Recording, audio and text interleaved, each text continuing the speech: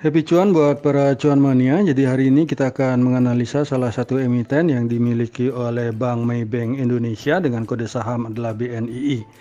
Jadi BNII itu termasuk di sektor finansial dengan subsektornya adalah bank, itu melantai di pasar modal Indonesia tanggal 21 November 1989 di mana 45% kepemilikan sahamnya dipegang oleh Sorak Financial Holding, 33,95% dipegang oleh Maybank Offshore Corporate, UBS AG London itu memegang sebesar 18,30% dan masyarakat itu hanya sebesar 2,71%.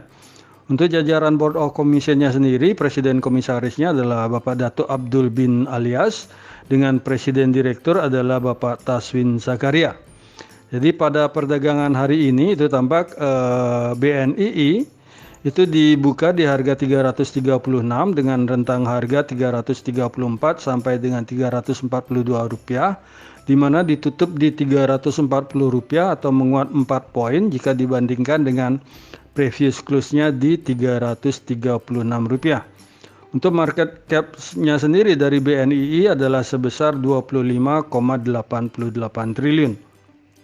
Pada perdagangan hari ini itu tampak transaksi itu paling banyak ada di harga 340 rupiah itu sebesar 9.916 lot dengan 186 kali transaksi. Kemudian pada saat penutupan itu tampak antrean di bid itu ada sebesar 17.375 lot dan di overnya itu hanya setengahnya yaitu 9.137 lot. Untuk di bidnya sendiri itu tampak antrean terbanyak itu ada di harga 334 itu sebanyak 5.157 lot dan untuk overnya sendiri itu tampak antrean terbanyak ada di harga 346 atau sebanyak 2.618 lot.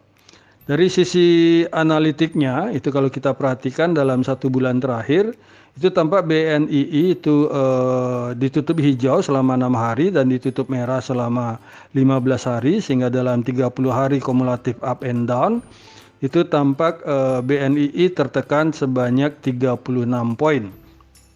Dan kalau kita perhatikan dari rentang harga BNII itu selama 1 bulan terakhir itu adalah dari 328 sampai dengan 380 sehingga kalau kita bandingkan dengan harga BNI sekarang di 340 itu maka harga BNI hari ini itu sudah di bawah dari harga rata-rata di 1 bulan terakhir. Kemudian dalam 6 bulan terakhir itu harga BNI itu adalah dari 280 sampai dengan 492. Asing sendiri hari ini melakukan net foreign buy itu sebanyak 177,85 juta dan dalam 1 minggu terakhir asing juga melakukan net foreign buy itu sebanyak 193,85 juta dan dalam 1 bulan terakhir itu asing itu melakukan net foreign buy sebanyak 174,85 juta. Kita beralih ke sisi finansial. Jadi kalau kita perhatikan dari income statement dari BNII, itu kalau kita perhatikan kuartal 1 di 2020 itu tampak lebih tinggi dari kuartal 1 di 2021. Akan tetapi kalau kita perhatikan di kuartal keempat 2020 dengan kuartal pertama 2021 itu tampak ada peningkatan.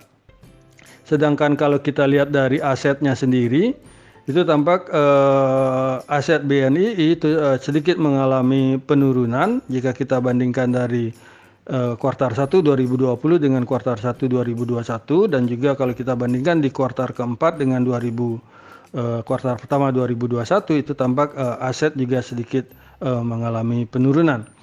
Dari sisi finansial kita beralih ke key statistik dari BNII itu tampak earning per share dari BNII kalau kita lihat quarter to quarter itu tampak tahun ini itu lebih kecil dari kuartal pertama di 2020 dan kalau dari projectionnya sendiri itu dalam 1 tahun itu kemungkinan di tahun 2021 itu earning per share dari BNI ini akan meningkat karena di tahun kemarin itu adalah sebanyak 17 dan di tahun sekarang itu diperkirakan sebesar 20 rupiah.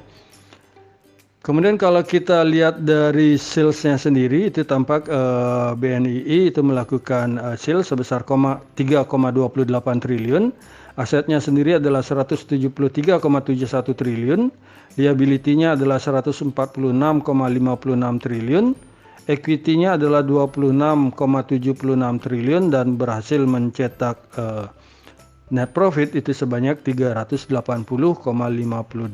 miliar.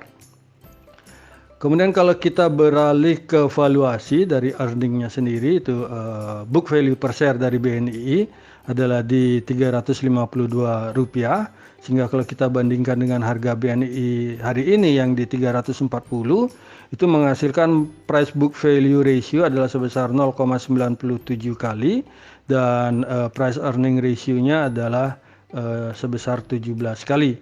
Sehingga kalau secara PBV itu tampak harga dari BNI ini masih murah, kan tetapi kalau dilihat dari price earning ratio-nya itu tampak harganya sedikit mahal karena dividen yield yang dibagikan itu sangat kecil.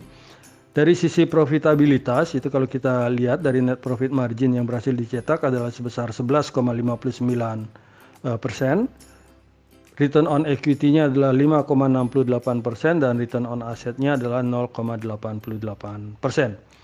Likuiditasnya sendiri dari debt equity ratio itu dimiliki sebesar 547% dan quick ratio-nya ini sangat kecil karena masih di bawah 100% yaitu sebesar 91,86%. Dari sisi fundamental itu kita beralih ke sisi teknikal. Jadi kalau kita perhatikan dari Bandar Detektor sendiri, itu dalam 1 bulan terakhir itu tampak Bandar itu sedang melakukan akumulasi di mana top net buyer-nya itu dipegang oleh YP atau Mirai Asset dan top net seller-nya adalah CC atau Mandiri Sekuritas. Dan kalau kita berpindah ke 1 minggu terakhir itu kalau kita perhatikan broker itu melakukan distribusi di mana top net buyer-nya adalah CEMB Sekuritas atau dengan kode saham YU dan AG atau Kiwom Sekuritas itu adalah sebagai top net seller-nya. Dan di hari ini kalau kita lihat dari Bandar Detektor itu tampak broker itu mulai melakukan akumulasi lagi di mana CIMB Sekuritas atau YU itu kembali sebagai top net buyer-nya dan YP atau Mirai Asset itu kembali sebagai top net seller-nya. Dari sisi Bandar Detektor itu kita beralih kalau kita perhatikan dari Stochastic RSI ini tampak dari grafiknya ini hampir bergerak ke atas sudah di di area jenuh jual hampir, akan tetapi dari MACD itu tampak tren itu sudah mulai sedikit beralih, itu dimana sudah mulai tampak perpotongan antara percentage D dan percentage K, dan dari histogramnya sendiri itu sudah mulai mengecil ke angka 0. Dari sisi volume itu kalau kita perhatikan, kalau kita sedikit besarkan, volume hari ini itu tampak masih di bawah dari MA20 sehingga kalau boleh dikatakan market belum begitu antusias melirik pasar dari BNII.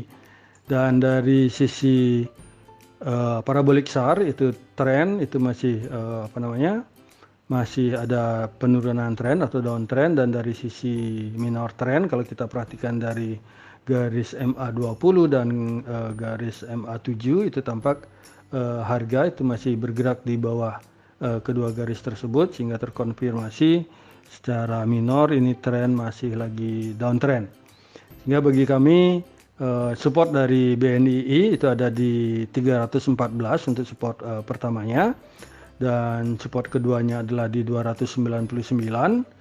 Sedangkan resisten pertama itu ada di harga 358 dan resisten kedua ada di harga 370. Jadi demikianlah analisa rekomendasi saham BNII yang bisa kami sampaikan. Semoga bisa menjadi referensi bagi para cuan mania. di dalam mengambil keputusan menjual ataupun membeli. Di sini kami sekali lagi tekankan dan garis bawahi bahwa analisa rekomendasi saham ini tidak untuk mengajak cuan mania membeli ataupun menjual saham-saham yang kami analisa, dan kami tidak bertanggung jawab atas segala keuntungan maupun segala kerugian yang terjadi akibat analisa rekomendasi saham dari kami ini. Terima kasih sudah menonton video saya, dan jangan lupa untuk subscribe, komen, like, dan share kepada para cuan mania yang membutuhkannya.